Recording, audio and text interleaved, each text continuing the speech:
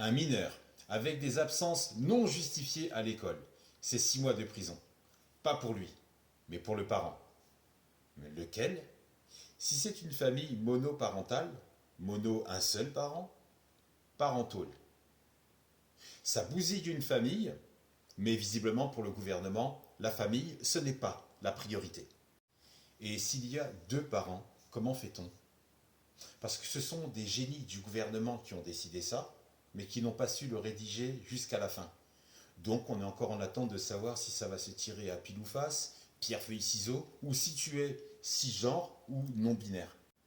En 2017, le chef d'État français avait dit qu'il avait une pensée trop complexe pour être comprise par la populace. En fait, si.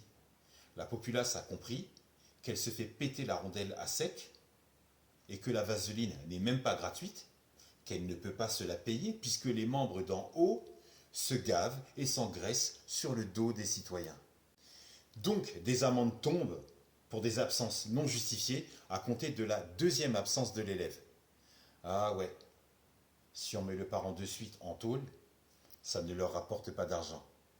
À compter du 1er mai 2024, graduation des amendes. Un peu comme des forfaits ou abonnements Internet, où on te fourgue des bouquets avec des chaînes que tu ne veux pas, que tu ne regardes même pas, mais que tu payes quand même.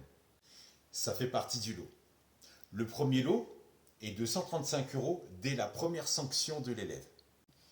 C'est bizarre, ce montant est très similaire à la période, enfin à l'époque de la confiture mars 2020 pendant la Renault 19. Tu as capté? Ensuite, si l'élève récidive dans les 15 jours, c'est 200 € d'amende. Même si Pronote n'est pas toujours mise à jour, même si certains professeurs sont absents et que l'élève ne peut pas le deviner, absence injustifiée, considérée comme une infraction.